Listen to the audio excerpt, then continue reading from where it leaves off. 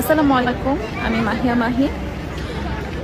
আমি এখন হারাম শরীফে আছি, মক্কাতে। সবাই নিশ্চয়ই জানেন যে আমি ওমরাতে এসেছি, ওমরা পালন করতে এসেছি, এবং সেজন্যই আসলে তেমন একটা ফোন কলস রিসিভ করা সম্ভব হচ্ছে না। আমি তেমন একটা ফোন হাতে রাখছি না। ইবাদত করতে এসেছি, ইবাদতটা ঠিক মতন করতে চাই। আমি যেটা বলার জন্য আসলে ভিডিওটা করছি সেটা হচ্ছে যে আমি সেদিনও ভীষণ বিব্রত ছিলাম। নিজের আত্মসম্মান বোধ কতটুকু আসলে সেখানে আঘাত লেগেছে সেটা শুধু আমি জানি, আমার আল্লাহ জানেন। এবং আজকেও আমি ভীষণভাবে বিব্রত। আরও একবার আমি নিজের কাছে, নিজে তো ছোট হয়েছি, দেশবাসীর কাছে আরও একবার ছোট হলাম।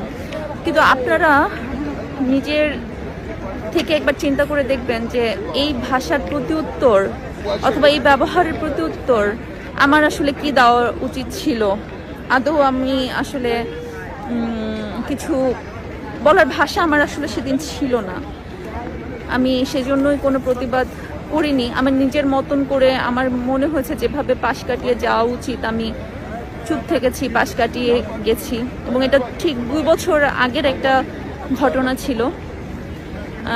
এবং আমি বরাবরের মতোই সবসময় আমি আল্লাহর কাছে বলি যে আমি কষ্ট পেয়েছি, যার মাধ্যমে কষ্ট পেয়েছি কোনো না কোনো একদিন তার ঠিকই সেই রেজাল্টটা তিনি পেয়েছেন, এটা প্রমাণিত, আলহামদুলিল্লাহ। তো আমি সাংবাদিক ভাইদের কাছে সরি বলার জন্য ভিডিওটা করছি যে আমি সবার ফোন কল রিসিভ করছি না। এই বিষয়টা নিয়ে আসলে এখানে কথা বলার মতন মানসিকতা আমার আপাতত নেই। আপনারা আমার হয়ে আমার জায়গায় থেকে চিন্তা করবেন যে আসলে আমি দোষী কিনা দোষী না। আমি এতটুকুই বলবো। সবাই আমাদের জন্য দোয়া করবেন, আর দোয়া করবেন আল্লাহ যাতে আমাদের উমরাটা কবুল করেন। আসসালামু আলাইকুম। এবং আল্লাহ সাক্ষী, আমার কোনো দোষ ছিল না। আমি জাস্ট একটা পরিস্থিতির শিকার ছিলাম।